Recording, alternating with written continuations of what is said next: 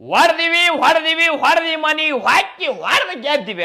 ಅವನು ಬರೇ ಗೆಲ್ಲೋದಲ್ಲ, ಮನಿಗೆ ಹಾಕಿ ಹೊಡೆದ ಗೆದ್ದಿವಲ್ಲ ಅದ ಅವನು ಒಯ್ದು ತಿಂಡಿ ಮ್ಯಾಚ್ ಇದು RCB CSK ಅಂದ್ರೆ ತಿಂಡಿ ಮ್ಯಾಚ್. ತಿಂಡಿ ಮುರಿಬೇಕು ಅಂದ್ರೆ ಅದು ಮ್ಯಾಚ್ ಆಗ್ಬೇಕು, ಅದು RCB ಗೆಲ್ಬೇಕು. ಅವನು ಹೋದ ವರ್ಷ ಸೋತಿದ್ದು ಅದು ಭಾಳ ಕೆಟ್ಟ ಅಸಹ್ಯ ಆಗಿತ್ತು. ಅದಾ ಒಂದು ಮನುಷ್ಯ ಒಳಗೆ ದುಃಖ ಇತ್ತು ಅವ್ರಿಗೆ.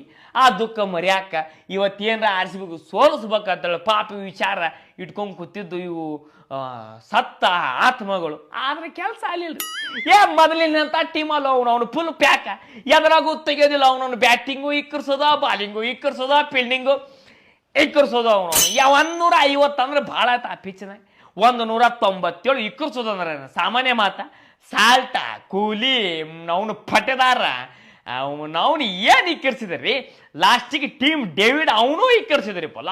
ಲಾಸ್ಟಿಗೆ ಅವನು ಇಕ್ಕರ್ಸಿದ್. ಎಷ್ಟು ಸಾಧ್ಯ ಆಗಟ ಇಕ್ಕರ್ಸ್ಬೇಕು, ಇವಕ್ಕೆ ಮುದ್ದಿ ಮಾಡ್ಬೇಕಂತೇಳಿ ಬಾಲಿಂಗ್ ಬಂದೂರಿಪ್ಪ. ಯಜಲುಡ್ 2 ವಿಕೆಟ್, 3 ವಿಕೆಟ್ ತಗದವ. ಅವನು ಭುವನೇಶ್ವರ್ ಕುಮಾರ್, ಎಚ್ ದಯಾಳ, ಅವನು ಲಿವಿಂಗ್ ಸ್ಟೋನ್ ಅವನು 2 ಇಕ್ಕರ್ಸಿದ್ರಿಪ್ಪ.